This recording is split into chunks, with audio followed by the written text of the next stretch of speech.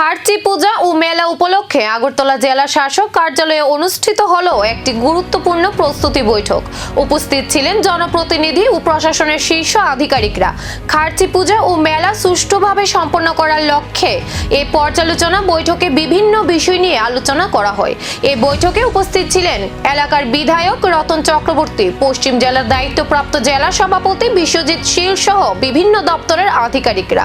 মেলার নিরাপত্তা, যান চলাচল নিয়ন্ত্রণ, পরিষ্কার পরিচ্ছন্নতা এবং দর্শনার্থীদের সুবিধা নিশ্চিত করার বিষয় নিয়ে বিস্তারিত আলোচনা হয়। প্রশাসনের পক্ষ থেকে জানানো হয়, পূজা ও মেলা নির্বিঘ্নে সম্পন্ন করতে সব দপ্তরকে সমন্বয় রেখে কাজ করতে হবে।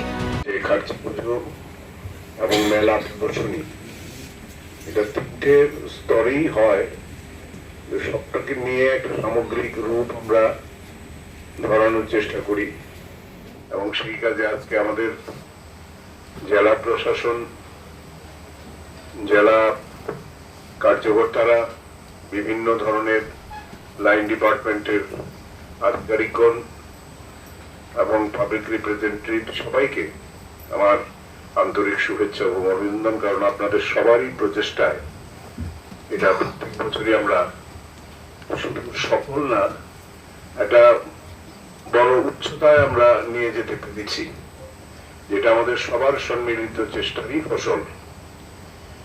কারণ একটা সময় খার্চি পুজো আপনারা জানেন যেটা সীমাবদ্ধ ছিল শুধু রাজ পরিবারের মধ্যে। তার পরবর্তী সময়ে সেটা শুধু জনজাতি অংশের মানুষের মধ্যেই পালিত হতো। তারও পরবর্তীতে এটা সমস্ত স্তরের, সমস্ত ধর্ম, সমস্ত বর্ণের মানুষের উৎসবে পরিণত হয়েছে। শুধু তাই নয়, সারা দেশ আজকে এই বৈঠকের সিদ্ধান্ত কতটা সফলভাবে খার্চি মেলার রূপ দেয়, সেটাই এখন বড় প্রশ্ন।